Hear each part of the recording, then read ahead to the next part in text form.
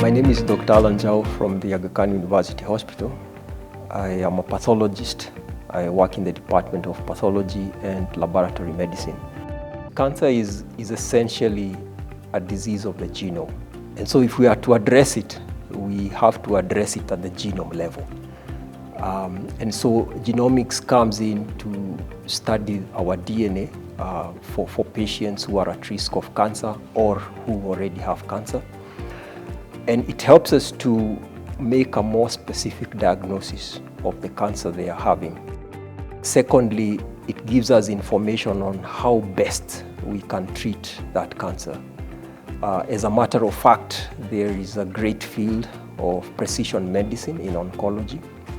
And in precision medicine, we actually use targeted therapies. So these are uniquely designed drugs or antibodies or molecules which actually bind to the variants and either block their activity or reactivate them.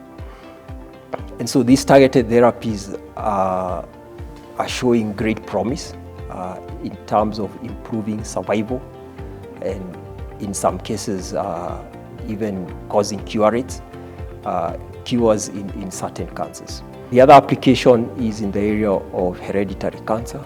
Genomics comes in to identify the variants or the mutations which are being passed on from one generation to the other, which increases the risk of cancer.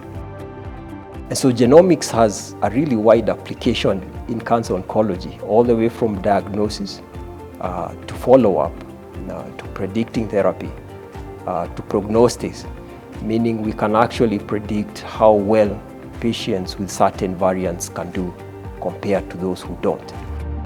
Genomics can also contribute to improving healthcare outcomes in many other areas. We talked about cancer, infectious diseases. We can also think about other non-communicable diseases, such as diabetes, hypertension, heart diseases, kidney diseases. We also have other hematological diseases such as sickle cell, bleeding disorders such as hemophilias. Actually, genomics can help us identify the risk factors for some of these diseases.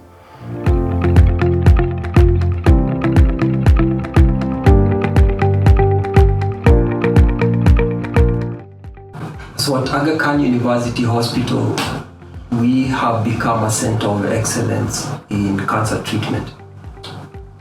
And I think that is because we are keen on offering a complete solution for cancer patients, all the way from screening, diagnostics, basic diagnostics, as well as specialized diagnostics, such as molecular pathology, all the way to treatment using conventional methods, as well as precision medicine. And so it's like a one-stop shop for cancer patients, really. And I think that affords great advantage.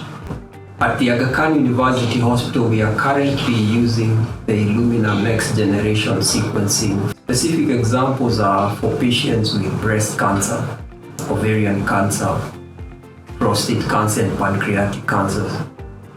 Identifying BRCA1 and 2 mutations is very important for these patients because, number one, it helps us identify patients who probably have a genetic mutation which is leading to a high incidence of cancer in their family, meaning this is a hereditary cancer syndrome.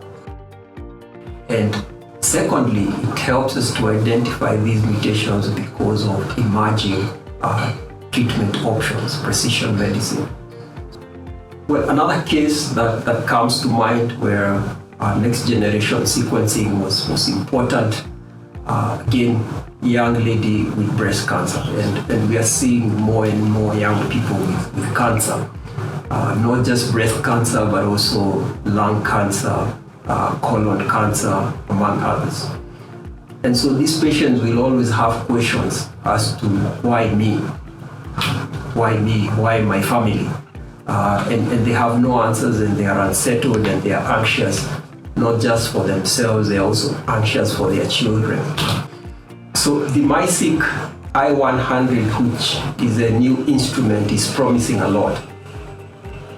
Compared to the iSeq 100, which I use, the MiSeq I100 is promising, for example, a jump from 1.2 gigabases of data to 30 gigabases of data, from 4 million reads to 100 million reads, from 150 base pair read lengths to 300 base pair read lengths, among other advantages. One of the key differences I find is just the capacity to use different types of sequencing reagents and flow cells. Now that is important for developing labs because it means that I sort of have the advantages of two instruments. I can still use the MiSeq I100 using a smaller flow cell or a bigger flow cell. And so depending on the number of samples that I have, I don't have to worry about efficiency of utilizing my sequencing cartridge. And that's a key point because efficiency helps us to manage costs. And it also helps us to manage turnaround times, meaning that if I have to batch so many samples in order to do a sequencing run, then it compromises my turnaround time. But if I can actually select from an array of smaller flow cells to use, and then I have that advantage of sequencing, even if I have a small number of samples.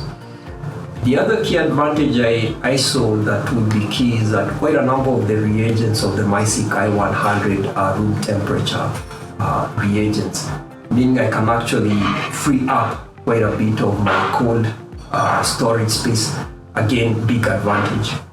Future of personalized medicine in Kenya is very bright. I think I've been working in this space for the last 5 years.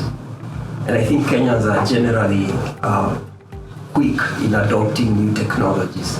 And so we've seen precision medicine being adopted quickly. And just to give specific examples, for example, in the treatment of lung cancer, breast cancer, colon cancer, we are now seeing many more patients coming forward. And in fact, sometimes it's the patient themselves who request for this testing so that they can get specific therapies. And so Kenyan patients read. In addition, the oncologists are also stepping up to precision medicine. And so the uptake is really good and the future is looking bright. I would like to give a big thanks to our partners. I've been working closely with the vendors, FNS, who have been a great support, especially in terms of training.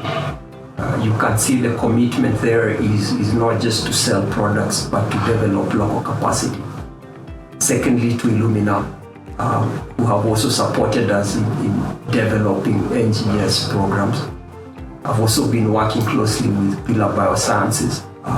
They have great sequencing kits which are easy to use and which provide great results.